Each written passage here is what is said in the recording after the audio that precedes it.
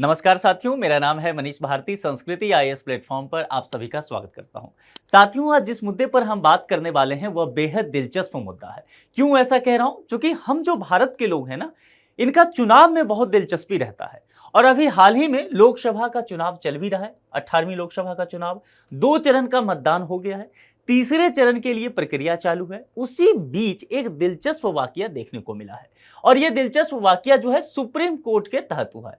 Supreme court ने NOTA को लेकर के इलेक्शन कमीशन को एक नोटिस थमा दिया है। तो नोटा क्या है, कैसे काम होता है, कहां से आया, इन सब चीजों पर हम बात करेंगे। यहां देखिए, सबसे पहले हेडिंग देखिए, नोटा को सबसे अधिक वोट मिलने पर क्या होगा। आप लोग क्या सोचते हैं? कमेंट बॉक्स में मुझे बताइए तुरंत लिख के कि आपको क्या लगता है। जितने भी कैंडिडेट हैं उस पर यदि नोटा भी लिखा हुआ है और इससे सबसे ज्यादा वोट मिल जाए बाकी कैंडिडेट से, तो फिर क्या होना चाहिए? क्या चुनाव कैंसिल हो जाना चाहिए? क्या नोटा को जीत जाना चाहिए? दोबारा चुनाव होना चाहिए? आपकी क्या प्रतिक्रिया है? आप तुरंत कमेंट बॉक्स में मुझे लिख के बताइए। अब चलिए आगे बढ़ते हैं और इस पूरे मसले को देख लेते हैं। हर जगह यह खबर जो है अभी चर्चा में बना हुआ है। क्यों चर्चा में बना हुआ है? दरअसल हुआ क्या है कि 22 अप्रैल 2024, अब 22 अप्रैल 2024 को एक घटना देखने को मिला। जैसे कि आप जानते हैं कि अभी चुनाव चल ही रहा है। परिणाम कब आने वाला है? 4 जून को, ठीक है। लेकिन मैं कहूं कि नहीं, परिणाम आ चुका है लोकसभा के एक सीट का। तो आप चौंकिएगा नहीं, जी हां, ये बिल्कुल सही बात है। 22 अप्रैल 2024 को मुकेश दलाल, ये मुकेश दलाल कहां से हैं? ये सूरत सीट से खड़े हुए थे और ये बीजेपी पार्टी के लीडर है। इन्हें निर्विरोध, देखिए यहां पर देखिए, चुनाव अधिकारी जो है निर्विरोध इन्हें उम्मीदवार, जीता हुआ उम्मीदवार घोषित कर चुका है। अब ये सब कैसे हुआ? यहां पर यह कहा गया कि देखिए, जो इनके अगेंस्ट में खड़ा था, तो एक व्यक्ति जो विपक्षी पार्टी की तरफ से खड़ा था, उनका जो है नामांकन रद्द हो गया। फिर और कुछ लोग जो अन्य पार्टी से खड़े थे या फिर निर्दलीय उम्मीदवार के रूप में चुनाव मैदान में थे, वे सभी अपना नामांकन वापस ले लिए। तो एक तरफ मुकेश दलाल वर्सेज कोई नहीं, ब्लैंक है। तो यहां पर इस स्थिति में हुआ कि फिर इनको विजय घोषित कर दिया जाए, और इसीलिए इन्हें निर्दलीय विजय घोषित कर दिया गया। लेकिन यहां ठहर के सोचना है, मैंने कहा कि जितने उम्मीदवार थे उनका या तो नामांकन रद्द हो गया या नामांकन वो वापस ले लिए। लेकिन एक उम्मीदवार और है यहां पर, और वह उम्मीदवार जो है वह नोटा है, ठीक है। नन ऑफ द एबव, यानी कि ये भी तो है विकल्प में। अब कोई व्यक्ति चाहे कि मैं, जो सूरत लोकसभा सीट के व्यक्ति हैं, वे चाहे पहले से ही मन बना के रखा हो कि मैं जाऊंगा मतदान करने, तो मैं नोटा पे जो है बटन दबाऊंगा, ठीक है। इसमें से किसी भी कैंडिडेट को वोट नहीं दूंगा। अब समझिए इस बात को। लेकिन जब वहां पर इलेक्शन हुआ ही नहीं, तो उन्हें नोटा पर तो बटन दबाने का जो है वह अधिकार ही नहीं मिला। तो इस बात को लेकर के शिव खेरा नाम के एक व्यक्ति हैं, शिव खेरा, पहचान के मोहताज नहीं है, मोटिवेशनल स्पीकर है, बहुत प्रसिद्ध लेखक हैं, आप इनके कई किताबों से रूबरू होंगे ही। ये क्या करते हैं, पहुंच जाते हैं सुप्रीम कोर्ट में एक याचिका लेकर के, पीआईएल लेकर के। और सुप्रीम कोर्ट ने कहा कि जनाब ये देखिए क्या हो रहा है, एक कैंडिडेट तो बच ही गया था नोटा, ठीक है, तो इसका तो कोई महत्व ही नहीं रखा गया, यह देखा ही नहीं गया कि इसको कितना वोट आएगा नहीं आएगा, पहले ही उम्मीदवार को के रूप में इन्हें विजय घोषित कर दिया गया। अब चूंकि प्रक्रिया ऐसी है हमारे ये जो इलेक्शन प्रोसेस में है कि नोटा को कितना भी वोट आए कोई फर्क नहीं पड़ता है, समझ रहे हैं। यानी कि कोई उम्मीदवार है, मान लीजिए यहां पर जैसे कि ये दलाल साहब हैं, मुकेश दलाल, इनको मान लेते हैं कि यहां पर 4 लाख वोट मिलता है और नोटा को 6 लाख वोट मिल जाता है, तब भी विजय जो है मुकेश दलाल ही होंगे, नोटा नहीं होगा। चूंकि ये जो है दंतहीन शेर है, सिर्फ आपको ये दिया गया है कि आप किसी को वोट नहीं करना चाहते तो यहां कर लीजिए। पहले लोग वोटिंग करने जाते ही नहीं थे, अगर कोई कैंडिडेट पसंद ना हो तो यहां कर लीजिए। लेकिन इसको लेकर के आगे की बात नहीं की गई है, यही यहां पर इस पीआईएल में कहा गया। अब जब पीआईएल सुप्रीम कोर्ट में पहुंचा तो सुप्रीम कोर्ट ने याचिका को एक्सेप्ट कर लिया और 3 जजों की बेंच इस पे बैठ गई। देखिए, जिसकी अध्यक्षता यहां पर सीजेआई डीवाई चंद्रचूड़ साहब कर रहे हैं, ये 3 जज हैं और इस मसले पर अब सुनवाई यहां पर हो रही है।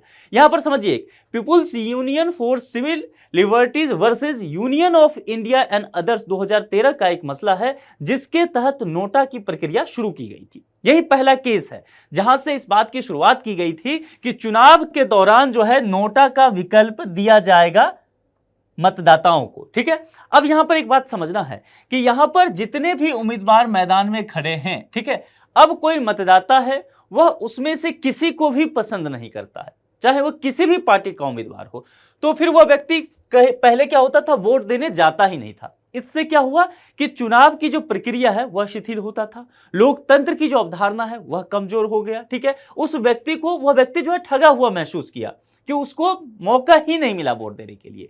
तो यह व्यवस्था जो है किया गया कि ठीक है, आप नोटा की व्यवस्था कर दीजिए कि अगर मतदाता जो है ऊपर किसी भी कैंडिडेट को पसंद नहीं कर रहा है तो वे अपना उंगली यहां दबा सकते हैं नन ऑफ द एबव पर, कि मैं ऊपर दिए गए जो भी कैंडिडेट हैं उनमें से किसी को भी पसंद नहीं करता हूं और मेरा मत यहां जाना चाहिए।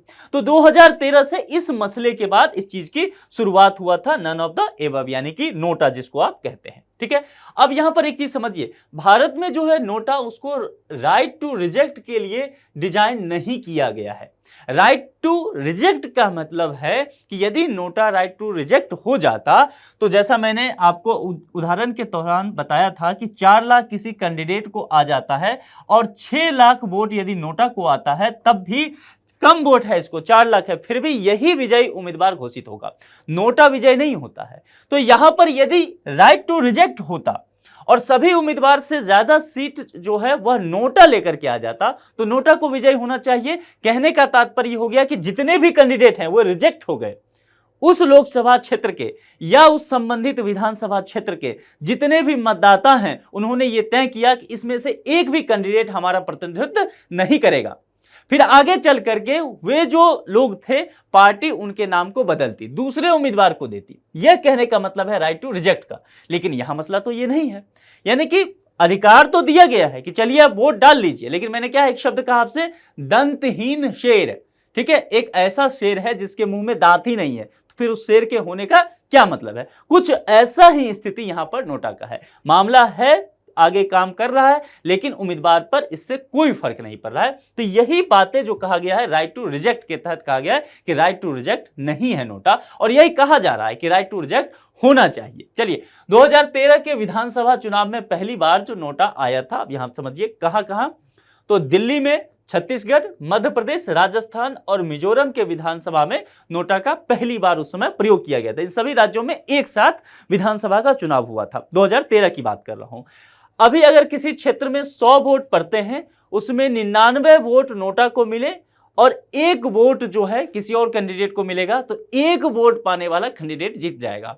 और 99 वोट नोटा को मिला है तो उससे कोई फर्क नहीं पड़ता। आप समझ रहे हैं कितनी बड़ी ये एक तरह से कहा गया है कि इसे चुनाव में त्रासदी है एक तरह का। तो इसमें बदलाव की बात कही जा रही है। दुनिया में सबसे पहली बार 1976 में अमेरिका के नेवाडा में हुए चुनाव के दौरान इस नोटा का इस्तेमाल किया गया था। ठीक है, अब आगे बढ़ते हैं। नोटा का मतलब जैसा कि मैंने पहले ही बताया, नन ऑफ द एबव होता है कि ऊपर के कोई भी कैंडिडेट हैं वो मुझे पसंद नहीं है, हम इनमें से किन्हीं को अपना उम्मीदवार नहीं मानते हैं। 2013 में इन राज्यों में इसकी शुरुआत किया गया था। साल 2009 में चुनाव आयोग ने सुप्रीम कोर्ट में नोटा के विकल्प को जोड़ने के लिए एक याचिका दायर की थी। 2018 से पहले नोटा को अवैध मत माना जाता था। अब यहां पर समझ लीजिए, पहले जब बैलेट पेपर से मतदान होता था तो एक टर्म आता था अवैध मत। अब ये अवैध मत क्या हुआ, मतलब ऐसे उस समय क्या होता था, बैलेट पेपर दिया जाता था और ये पार्टी वगैरह का होता था, यहाँ सिंबल होता था। ठीक है, और जिस पर आपको मतदान करना है तो एक आपको थप्पा कहिए एक लगाना होता था उस पर जाकर के। अब मान लीजिए ये थप्पा जो लगाया किसी मतदाता ने, उनको उतना समझ नहीं है, वो जागरूक नहीं है, तो ये थप्पा जो है मान लीजिए बीच में लग गया, यहां लग गया, तो आधा थप्पा इधर गया एक कैंडिडेट के सिंबल पे और आधा दूसरे कैंडिडेट के सिंबल पे चल गया। समझ में आ रहा है? तो ये क्या हो गया, अवैध करार दे दिया गया। जैसे कोई फोटोग्राफ है तो उसके तहत मैं आपको समझाता हूं। देखिए यहां पर जैसे मान लेते हैं ये मशीन नहीं है, ईवीएम मशीन नहीं है, ये एक बैलेट पेपर है। ठीक है, तो पेपर से हो रहा है, एक आपको स्टाम्प दिया जाएगा, जैसे अभी आप स्टाम्प वगैरह करते होंगे ना कागजात वगैरह में, ऐसा ही एक स्टाम्प, तो आपको स्टाम्प दिया गया, आपको इन्हें वोट करना था, ये जो 13 नंबर वाला था इन्हें वोट करना था किसी व्यक्ति को, लेकिन वो समझ नहीं पाए और उन्होंने जो स्टाम्प लगाया, अब वो इंक के वजह से हो गया या किसी भी मानवीय भूल के वजह से, वह स्टाम्प जो है इसके बीच ही लगना था, यहां पे लगना था। ठीक है, यानी कि वो लाइन को इधर क्रॉस नहीं करना चाहिए था, यहां कहीं भी लगा दीजिए आप। ठीक है, यहां भी लगा सकते हैं। लेकिन वह जो स्टाम्प लगा ना, तो वो कहीं ना कहीं यहां चला गया, मान लीजिए ये थोड़ा ऊपर चला गया, तो ये लाइन जो है, या ऊपर चला गया, यानी कि इसमें भी स्टाम्प जाके लग गया, 12 नंबर के कैंडिडेट में भी चला गया, तो इसे अवैध मत मान लिया जाता था। ये काउंटिंग के दौरान नहीं शामिल किया जाता था। अभी भी जो बैलेट से होता है जहां भी चुनाव, तो वहां भी यही होता है, ठीक है, चाहे कहीं कहीं नगर निगम वगैरह में होता है, तो इन चीजों को देखा जाता है। समझ में आ गया अवैध मत क्या होता है? तो उस समय भी यही नोटा के साथ होता था। 2018 से पहले नोटा में जितने भी वोट पड़ता था उसको अवैध मान लिया जाता था कि ये वोट जो है इसका कोई मतलब ही नहीं है। लेकिन 2018 में नोटा को भारत में पहली बार उम्मीदवारों के बराबर दर्जा मिला, यानी कि अब नोटा भी एक उम्मीदवार है। यहां समझने की कोशिश कीजिए, मैंने पहले भी एक उदाहरण से बताया, सूरत वाले कैंडिडेट मुकेश दलाल के जो उदाहरण देकर के, कि वहां जो है कहा गया कि कोई कैंडिडेट अब है ही नहीं मैदान में, लेकिन यहां कहा जा रहा है कि 2018 के बाद नोटा भी अब एक उम्मीदवार है। तो आप ये कैसे कह रहे हैं कि वहां इलेक्शन होगा ही नहीं, और इलेक्शन से पहले ही आपने विरोध जो है उन्हें विजय घोषित कर दिया। मामला समझ में आ गया? इसी बात को लेकर के याचिका दायर किया गया शिव खेरा जी के द्वारा सुप्रीम कोर्ट में, ठीक है। अब समझिए, Bharat, Greece, Ukraine, Spain, Colombia और रूस समेत कई देशों में नोटा का विकल्प लागू है। नोटा ना होने पर लोग वोटिंग का बहिष्कार करते थे, जिसकी चर्चा मैंने पहले किया। लोग जाते ही नहीं थे फिर कि अरे जितने लोग खड़े हैं सब के सब करप्ट हैं, मुझे नहीं वोट करना, पहले ही मान के चले गए। अब तो कम से कम है कि चलो हम वोटिंग करने जाएंगे, नोटा पे डालेंगे।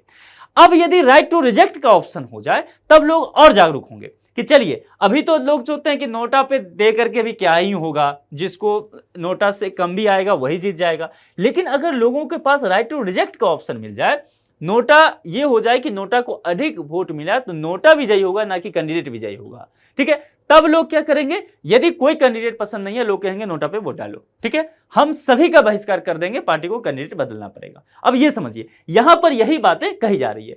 नोटा का बटन जो है वो गुलाबी रंग का होता है। भारत नोटा का विकल्प उपलब्ध कराने वाला 14वां देश जो है वह बना है। अब यहां पर देखिए, शिव खेड़ा साहब ने जब याचिका दायर किया, इनके वकील ने कुछ बातें कही है, कुछ तर्क दिया है इसके विषय में। क्या कहना है?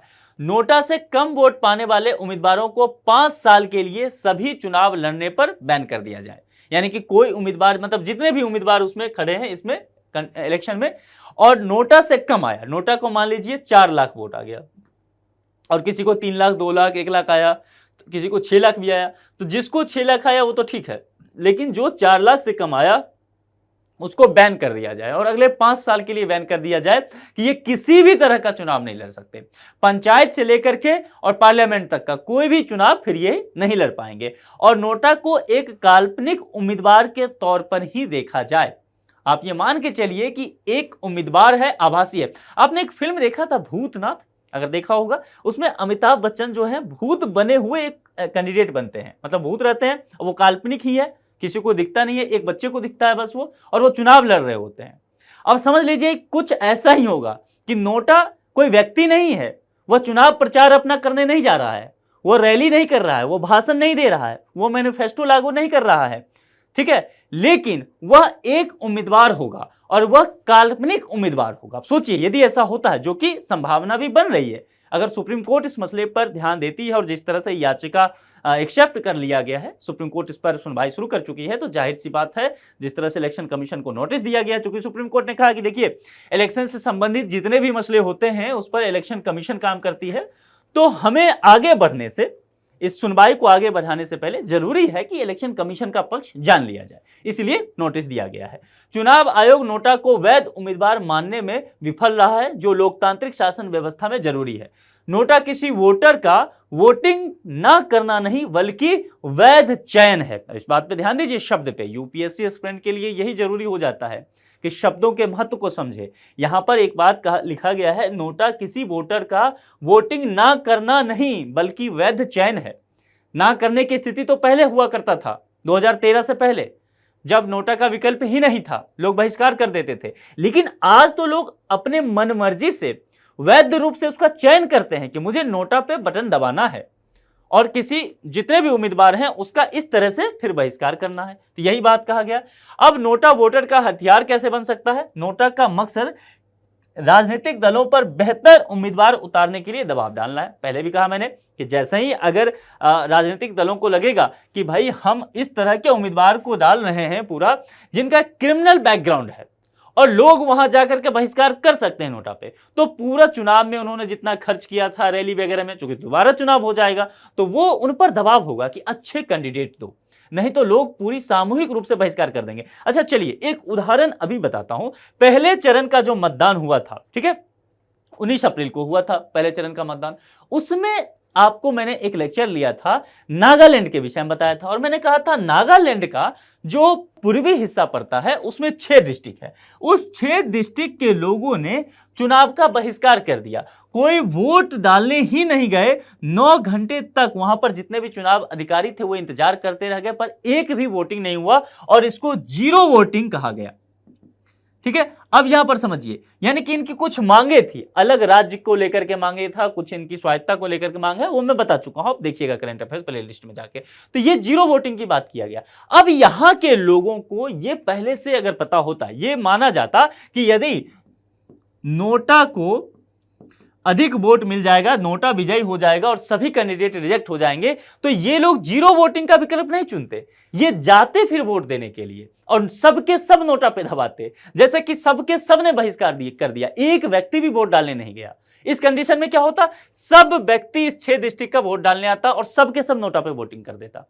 और इसका मतलब क्या हुआ, आपके जितने भी कैंडिडेट हैं किसी भी पार्टी के, हम सभी पार्टी के कैंडिडेट का बहिष्कार करते हैं, दोबारा चुनाव ले लिए, अच्छा कैंडिडेट लीजिए। अब देखिए ये बात समझ में आया। तो अभी एकदम करंट, ये एकदम उदाहरण बना है इस बार के पहले चरण में ही। ठीक है, राइट टू रिजेक्ट से क्या होगा इसे समझिए। जहां नोटा को कैंडिडेट से ज्यादा वोट मिल जाएंगे वहां चुनाव कैंसिल हो जाएगा, दोबारा उस क्षेत्र में चुनाव होने पर कैंसिल हुए चुनाव कैंडिडेट जो है वह लड़ नहीं पाएगा, जाहिर सी बात है, अभी लोगों ने उसके बहिष्कार किया है तो वो नहीं लड़ पाएगा। और याचिका में तो यहां तक कहा गया है कि 5 साल के लिए पूरी तरह से बैन कीजिए। तो ये मुद्दा है, अभी नोटा को चुनाव के दौरान कितनी भी वोट मिले चुनाव कैंसिल नहीं होता है। अब जरा यहां पर भारत के मैप को आप देख रहे हैं, ठीक है, अब भारत के मैप पर कुछ चीजें समझने की कोशिश करते हैं। 17th जनरल इलेक्शन जो हुआ था 2019 का, 17वीं लोकसभा, अभी कौन सा हो रहा है, किस लोकसभा के लिए चुनाव हो रहा है, 18वीं के लिए हो रहा है ना, 2024 वाला मसला। तो ये जो हो रहा है आपका 17वीं में जो हुआ था उसमें देखिए कि परसेंटेज के आधार पे कहां पर नोटा को कितना मिलता है, नोटा वोट शेयर, और ये परसेंटेज के आधार पे हम भारत के मैप पर देखने वाले हैं। देखिए अगर यहां पर देखते हैं बिहार की स्थिति, तो 2% जितने भी मतदाता रहे, वैध मतदान करने वाले लोग, उसमें से 2% लोगों ने किसको वोट दिया, नोटा को। ठीक है, इसके अलावा अगर आप देखेंगे 0.8% जो रहा है वह यूपी को। अब एक बात यहां पर समझ लीजिए, ठहर के आप कहेंगे यूपी में 0.8%, क्योंकि यूपी की आबादी बहुत बड़ी है। ठीक है, तो इस आबादी के हिसाब से आपको परसेंटेज निकालना पड़ेगा, तो आबादी ज्यादा होगा लेकिन उसके हिसाब से परसेंटेज में यहां पर आपको फर्क बाकी राज्यों की अपेक्षा देखने को मिल जाएगा। ऐसे देखिए तकरीबन आपको हर राज्य में देखने को मिल जाएगा। तमिलनाडु में देखिए 1.3% है, यही अगर आप असम में देखेंगे तो 1% है, अरुणाचल प्रदेश में 1.2% है, सिक्किम में 0.6% है। हर जगह कोई भी ऐसा स्टेट नहीं मिलेगा आपको। गुजरात में 1.4% यहां पर है, महाराष्ट्र में 0.9% है, जम्मू कश्मीर में 0.6% है। तो हर जगह आपने देखा कि हर जगह हर स्टेट में लोग जो है कैंडिडेट का बहिष्कार कर रहे हैं और नोटा को वोट दे रहे हैं। बल्कि यहां पर आप देख लीजिए, ये जो जगह है अंडमान निकोबार द्वीप समूह है, ठीक है, और यहां पर भी 0.7% लोगों ने नोटा के पक्ष में वोट किया है। तो कहने का तात्पर्य है कि लोग जो है चाह रहे हैं कि अच्छे कैंडिडेट उनके पास आए। अब जरा ये देखते हैं कि किस स्टेट में परसेंटेज के आधार पर कौन स्टेट अव्वल रहा है नोटा को वोटिंग करने में। अगर आप यहां पर देखेंगे तो पहले नंबर पे आपको ये नजर आएगा, दिया हुआ है मेघालय। मेघालय में जो है 2.98%, और अगर वोट के आधार पर देखेंगे तो 30,145 लोग जो हैं वह नोटा के पक्ष में गए हैं। ठीक है, यहां पर सिक्किम की स्थिति भी देख रहे हैं, मिजोरम का भी हमने देखा, बिहार का 1.63% हमने देखा है। तो इस हिसाब से देखेंगे तो आपको तकरीबन सब जगह ऐसा देखने को मिल जाएगा। टॉप 10 स्टेट की हम बात कर रहे हैं तो टॉप पे मेघालय है, और उसके बाद जो अगर आप देखेंगे तो दूसरे नंबर पे आपको यहाँ पर छत्तीसगढ़ दिख जाएगा, फिर इस तरह से तीसरे नंबर पे आपको गुजरात दिखेगा, और टॉप 10 ये स्टेट बताया गया है जहां पर नोटा को लगातार लोग चुन रहे हैं और जो बाकी कैंडिडेट हैं उसका पूरी तरह से बहिष्कार किया जा रहा है। तो ये मसला यहाँ पर बना हुआ है और इसीलिए PIL गया है कि समय के साथ अपडेट किया जाए। लोगों को अधिकार दिया जाए। किस चीज का अधिकार? राइट टू रिजेक्ट का अधिकार दिया जाए। तो अब यह देखना होगा कि सुप्रीम कोर्ट आगे इस पर क्या पहल करती है। यह भी देखना होगा कि चुनाव आयोग को जो नोटिस दिया गया है तो चुनाव आयोग जवाब क्या देती है। और ये चीजें दिलचस्प इसीलिए हो गया है कि ये लोकसभा का चुनाव चल रहा है, तीसरे चरण का मतदान होने वाला है कुछ ही दिनों बाद, और उस बीच में ये सारी घटनाएं देखने को मिला है। ठीक है, एक कैंडिडेट विजय भी घोषित कर दिए गए और कहा गया कि कोई कैंडिडेट है ही नहीं मैदान में, जबकि नोटा तो था, तो निर्विरोध फिर कैसे वो जीत गए। तो ये सारा मसला जो है अभी चर्चा में बना रहेगा। अभी इसके संबंधित बहुत सारे आर्टिकल अब द हिंदू में पढ़ सकते हैं, इंडियन एक्सप्रेस पे पढ़िए, जहां तक आपको संस्कृति आईएएस की मैगजीन में मिल जाएगा। अपनी समझ को इस मुद्दे पर विकसित कीजिए और राइट टू रिजेक्ट को लेकर के सही से अपनी अवधारणा मजबूत कर लीजिए। यह लेक्चर आपको कैसा लगा जरूर बताइए। आप इस विषय में क्या सोचते हैं यह भी कमेंट बॉक्स में जरूर लिख के बताइए। अब यहां पर एक प्रश्न है जो कि प्रीलिम्स के स्तर का है। भारतीय चुनाव प्रणाली में नोटा संबंधी कथनों में से असत्य कथन का चयन करना है। 4 में से कोई एक असत्य होगा। भारत में नोटा को राइट टू रिजेक्ट के लिए डिजाइन किया गया, ध्यान देना है। क्या अभी राइट टू रिजेक्ट के लिए डिजाइन किया गया है? आपको ये समझना है। भारत में इसका प्रयोग वर्ष 2013 में सर्वप्रथम किया गया था। सुप्रीम कोर्ट के People's Union for Civil Liberties बनाम यूनियन ऑफ इंडिया मामले के फैसले के बाद इसे चुनाव आयोग द्वारा शामिल किया गया। सभी कथन असत्य नहीं है। ये 4 विकल्प है, कोई एक विकल्प सही होगा। जो भी सही होगा उसका चयन करके कमेंट बॉक्स में जरूर लिखिए। इस मुद्दे पर आपके क्या विचार हैं? आपको क्या लगता है कि यदि कोई भी कैंडिडेट है, उस कैंडिडेट से नोटा को यदि वोट ज्यादा मिल जाए तो क्या कैंडिडेट को वाकई रिजेक्ट कर देना चाहिए, दूसरी बार वहां पर फिर से चुनाव होना चाहिए? इस मसले पर अपने विचार जरूर लिख करके बताइए। इस लेक्चर में इतना ही रखते हैं। किसी दूसरे लेक्चर में किसी दूसरे मुद्दे के साथ आपसे मुलाकात होगी। अपना बेहद ख्याल रखिए। Thank you.